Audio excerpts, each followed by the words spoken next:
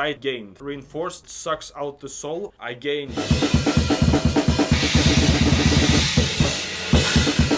Hey guys, my name is Vadim, I play drums, and today I would like to share with you my 5 personal breakthroughs on drums. Before we start, I just want to say one thing. All the tips, all the advices, all the secrets I give you is from my own personal experience. I didn't steal it from anybody, I didn't borrow it from anybody, I didn't feel like, oh, it sounds cool, I might just want to use it for myself, for my video. All this knowledge and experience through my personal self-doubt, self-sacrifice, anger, hate, and misery. I hope, sincerely hope, that these tips will work for you. Well, let's start. The first one was back in the days. I was playing a lot of grunge and punk rock and pop punk and stuff like that. The breakthrough is I was able to disconnect my cymbal hand from my kick drum foot. I'll demonstrate you how it looks.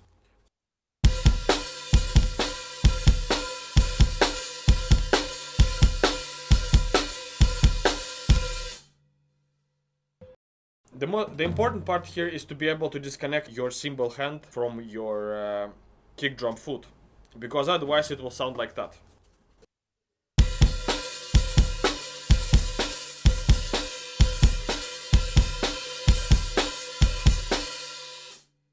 I mean, I hope you hear the difference. The first way sounds much cooler. It sounds more right on time, it sounds more equal. And my second breakthrough was single strokes, buzz rolls, whatever you call it. I sort of got the feeling through buzz rolls. I was just, joking around on my pad, and I just felt that, alright, so I might have a little more control over the second stroke, over the rebound. And I started practicing it. What have I gained from that? What did it give me? First of all, I learned to play more dynamically. Second of all, I learned to play cool, more complex fills. I learned to play ghost notes. I'll show you all 3 of those.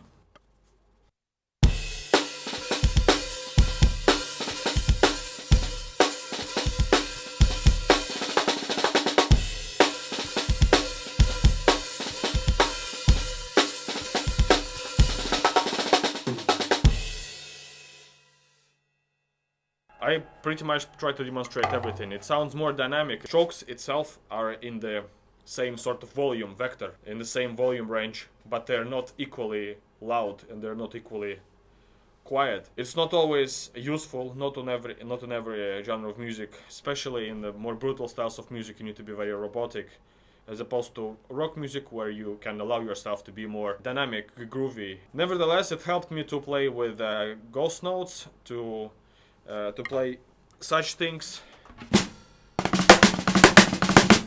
It's an interesting fact, because I started playing like that, then at one point I decided that I don't want to play it with double strokes, I want to play everything with single stroke, and I was playing like that.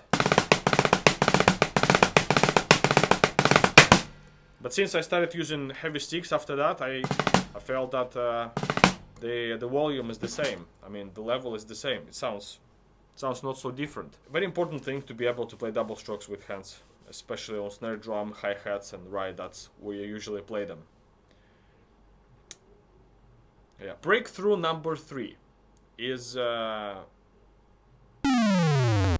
count on hi-hat stand with your available foot. Mine is right because I'm lefty. Yours most likely would be left foot here.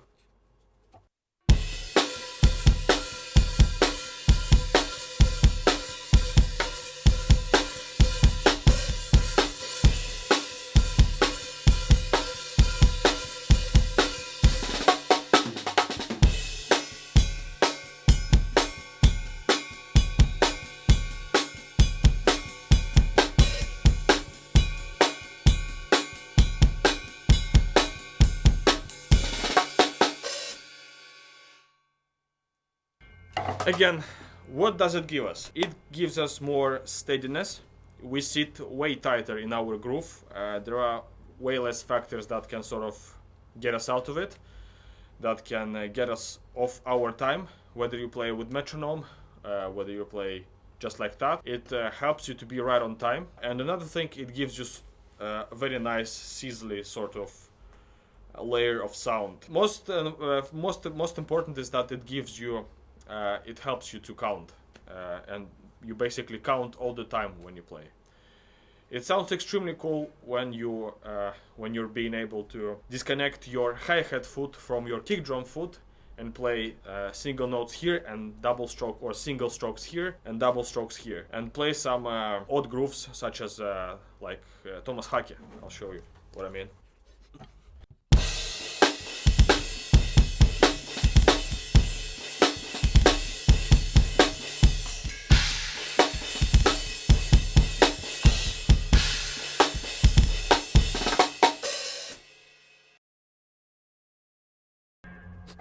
If I wouldn't be counting with hi-hat, it would be much harder for me to stay on time. Even though I didn't use metronome, it sounded more or less that I was on time. So it's a very useful thing. It's very painful to learn it till you actually learn it. Then you cannot live without it. There is a fourth breakthrough, is reinforcing your accent with kick drum, whether it's crash, China, or splash, or anything like that. It sounds more complex, sounds more reinforced, more focused, especially when it comes to metal music. You always need to cut through the heavy and compressed guitar mix. Here it's almost crucial to play accents with kick drum. I'll show you what I mean.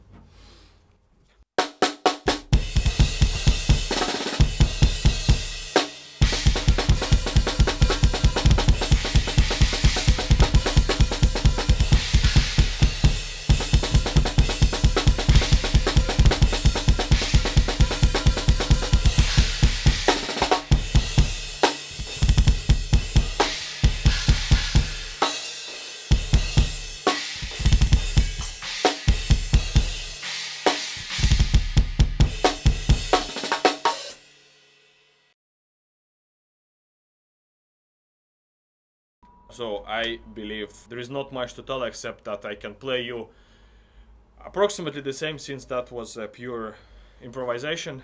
I can just play you something similar or without reinforcing accents with kick drum.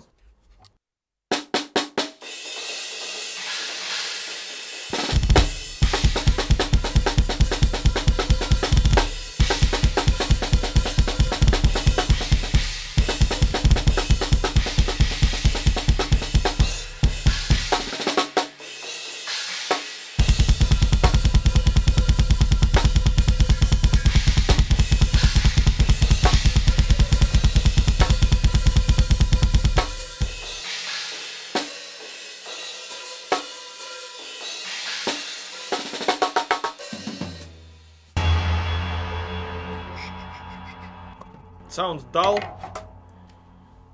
uncompressed, very like that. And breakthrough number 5 is the most important, as always, on my channel.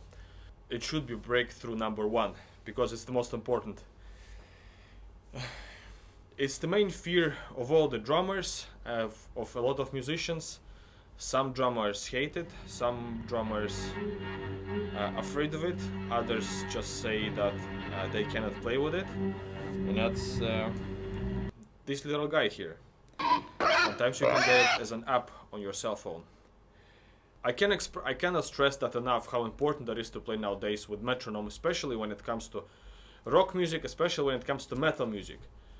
The course the industry has taken is that there are only drums usually that are recorded in proper, like, fancy big ass studios.